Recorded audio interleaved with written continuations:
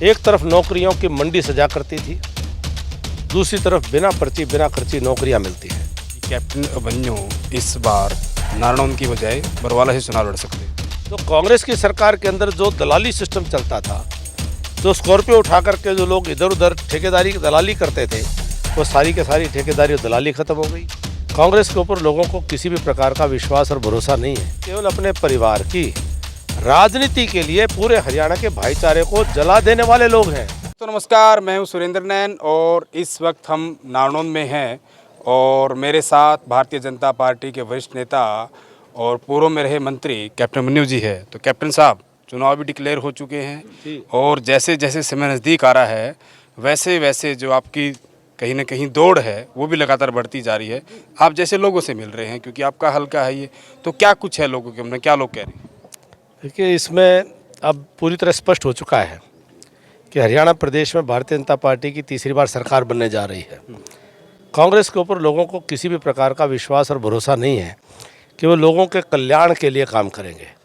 हरियाणा की जनता मान चुकी है कि कांग्रेस के लोग अपने परिवारवाद की राजनीति के लिए ही संघर्ष कर रहे हैं और उनके पास हरियाणा प्रदेश की जनता को देने के लिए कुछ नहीं है, कोई एजेंडा नहीं है, कोई नीति नहीं है, कोई कार्यक्रम नहीं है।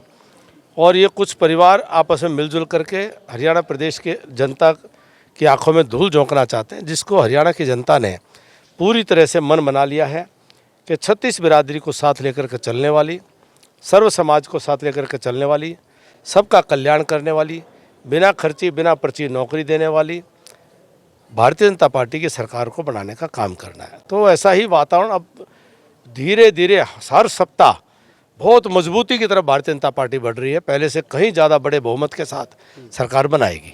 अच्छा कैप्टन साहब, जिस तरीके से आपके प्रदेश अध्यक्ष ने जो पत्र लिखकर मांग की है कि जो चुनाव की दिनांक है यानी डेट है उसको चेंज किया जाए, आगे बढ़ाया जाए, उसको कहीं कि कांग्रेस के लोग लगातार कह रहे हैं कि बीजेपी घबरा चुकी है, इनको कहीं कि हार का डर सता रहा है, इसलिए इस तरह के काम कर रहे हैं। देखिए, कांग्रेस के लोग डर रहे हैं कि जो हमारे प्रदेश अध्यक्ष ने जो चिट्ठी लिखी है उसमें लिखा है कि अधिक से अधिक मतदान के लिए कि 5 छुट्टियां हो जाएंगी केवल एक छुट्टी लेने से। केवल एक सोमवार की छुट्टी अगर ले लेंगे तो 5 छुट्टी मिल जाएंगी। तो बहुत सारे लोग छुट्टी की योजना बना करके लोकतंत्र के इस महापर्व में शायद अपनी आहुति ना डाल पाए।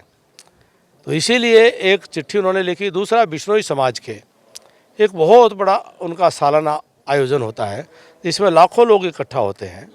तो हमारे यहाँ एक बहुत बड़ा वर्ग है, तो ज़्यादा से ज़्यादा मतदान को सुनिश्चित करने की मांग करना ये लोकतंत्र के हित में है, लोकतंत्र के खिलाफ है। कांग्रेस के लोग क्यों डरे हुए हैं कि ज़्यादा लोग मतदान करेंगे? तो उनको डर क्यों लग रहा है? उनको तो लोकतंत्र के हित में ज़्यादा अधिक से अधिक लोग मतदान करें, उनके पक्ष में बोलना चाहिए। क्या कांग्रेस के लोग नहीं चाहते कि अभी बिश्नोई समाज के लोग अपने जो उनका वार्षिक अनुष्ठान है उसमें ना जाएं, या उसमें जाएं तो मतदान ना करें? क्या कांग्रेस के लोग नहीं चाहते कि लोग अपनी छुट्टियों का आनंद भी लें और साथ के साथ में अपने मतदान की जो लोकतांत्रिक भूमिका है उस धर्म को भी निर्वहन करें? तो डर कौन रहा है? ज़्यादा मतदान से कांग्रेस के लोग डर रहे हैं। हम तो ज़्यादा मतदान चाहते हैं। ठीक है कैप्टन साहब, जिस तरीके से आप जीत को लेकर आश्वस्त हैं, वही मैं कांग्रेस की बात करूं क्योंकि मुख्य विपक्षी दल है, वो कहीं कि लगातार कह रहा है कि बीजेपी का जो 10 साल का शासन था और जिस तरीके से लोग परेशान थे और जनता कहने की जिस तरीके से बीजेपी के शासन दुखी है, तो लगातार कह रहे हैं कि बीजेपी इस बार जो 10 से पार नहीं करेगी सीटें। देखिए, उनको सपने लेने का अधिकार है, सपने लेने का अधिकार सबको है। 10 साल का भारतीय जनता पार्टी का सुशासन और 10 साल का हुड्डा सरकार का कुशासन, दोनों की तुलना जब हरियाणा प्रदेश की जनता करती है, एक तरफ नौकरियों की मंडी सजा करती थी, दूसरी तरफ बिना पर्ची बिना खर्ची नौकरियां मिलती हैं। एक तरफ ट्रांसफ़र की मंडी सजा करती थी, हर छोटी छोटी ट्रांसफ़र में हर 3 महीने में कर्मचारियों का शोषण किया जाता था, पैसे लिए जाते थे और बिना किसी भी लेन देन के ऑनलाइन ट्रांसफ़र की पॉलिसी को लागू करने का काम किया। तो कांग्रेस की सरकार के अंदर जो दलाली सिस्टम चलता था, जो स्कॉर्पियो उठा करके जो लोग इधर उधर ठेकेदारी दलाली करते थे, वो सारी के सारी ठेकेदारी और दलाली ख़त्म हो गई। गरीब आदमी को अपनी सभी सुविधाएं उसको सीधे उसके खाते में आ जाती हैं। किसान की इसकी फसल का पेमेंट सीधी खाते में आ जाती है। हर प्रकार की पेंशन, चाहे बुढ़ापा पेंशन हो, चाहे वो दिव्यांग पेंशन हो, विधवा पेंशन हो और विधुर पेंशन हो, सब सीधे बैंक से खाते में आ जाती है। तो वो लूट खसोट का जो सिस्टम था, किसानों की ज़मीनों को औने पौने दाम के अंदर अधिग्रहण का डर दिखाकर पूंजीपतियों की तिजोरी में बंद करते थे, वो सारा सिस्टम बंद कर दिया। अब ये जो चंद परिवार हैं कांग्रेस के, ये हरियाणा को फिर से लूटना चाहते हैं। फिर से वही ट्रांसफ़र की मंडी, फिर से वही पैसों पे नौकरियां, फिर से वही दलाली का सिस्टम, फिर से वही लोग पेंशन के लिए धक्के खाते रहें। ये सारा का सारा ये पूरे सिस्टम को बदल करके और पुराने ढर्रे पर ला करके ये अपने लोगों को माल किस तरह से कमाया जाए, उन लोगों को साथ ले करके यात्रा करने निकले हैं। उनकी यात्रा यहाँ लोगों को देने के लिए नहीं है, ये तो लोगों को मिल रहे अधिकारों को छीनने के लिए यात्रा कर रहे हैं। इनकी जनता इनकी सच्चाई को जानती है।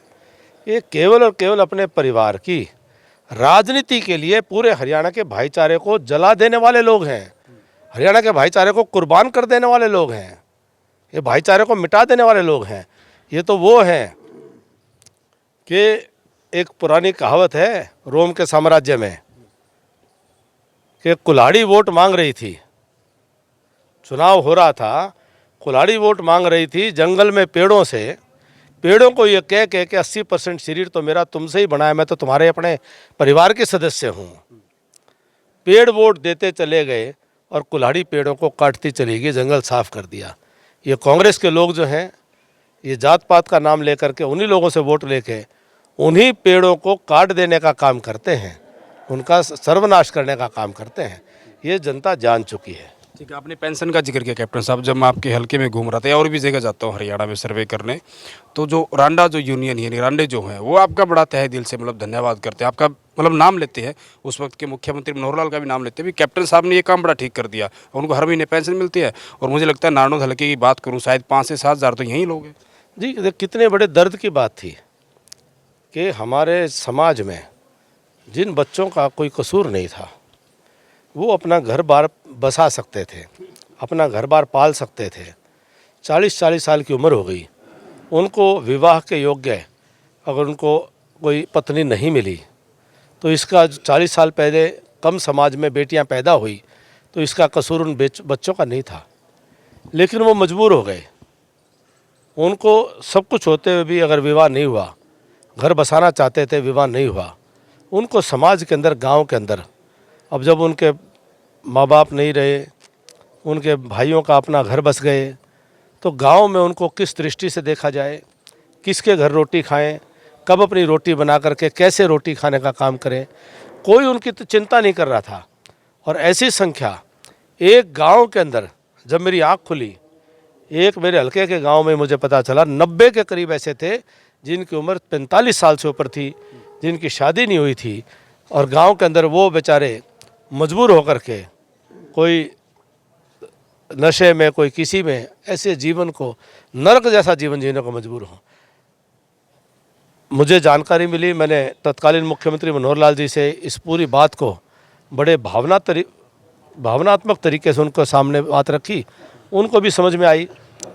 और मुझे आज खुशी इस बात की है कि ऐसे व्यक्तियों को पेंशन देना एक अलग बात है, कि 3000 पेंशन से उनका कोई मदद होगी, वो एक अलग बात है। उससे ज़्यादा बड़ी बात यह है कि सरकार ने और समाज ने उनके दर्द को समझने की शुरुआत तो करी। इसके लिए कोई आगे नीति भी बन सकती है, समाज में इसकी पीड़ा को समझने का वातावरण तो बना।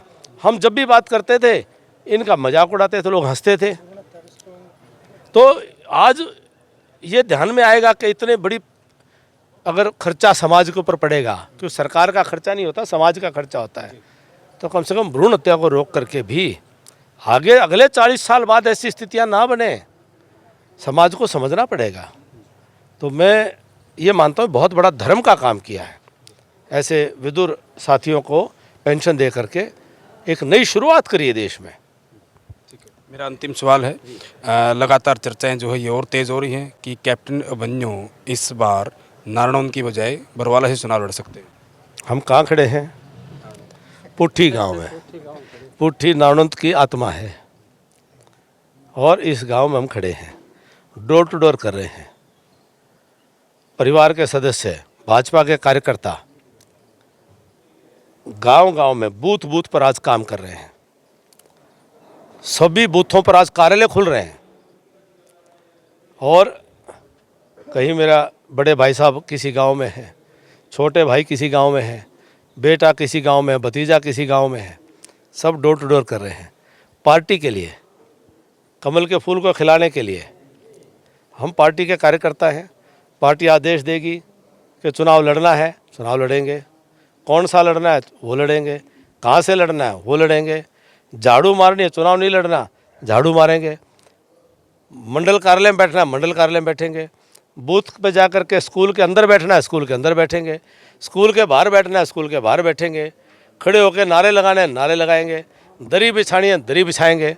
हम इन सब में खूब खुश हैं। तो हमारा जो निर्णय है, हम पार्टी के समर्पित सिपाही हैं।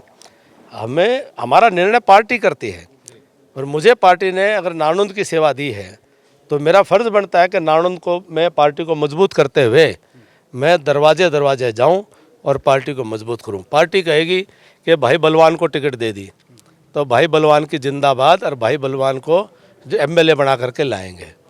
पार्टी कहेगी भाई जो है चेयरमैन साहब को, कुलदीप जी को दे दी टिकट, कुलदीप जी की जय बोलेंगे और कुलदीप जी को जिता करके लाएंगे।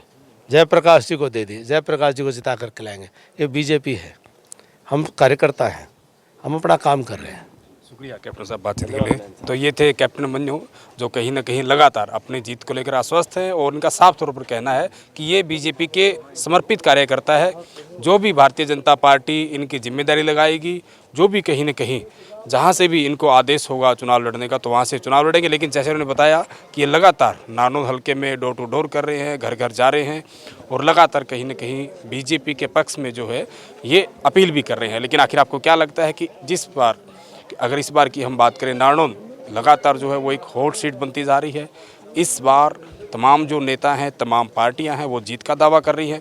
आखिर जनता आप है, आपका क्या कहना है कि इस बार नारनौंद से कौन विधायक बनने वाला है? खुलकर कमेंट करें और वीडियो को दबाकर शेयर करें।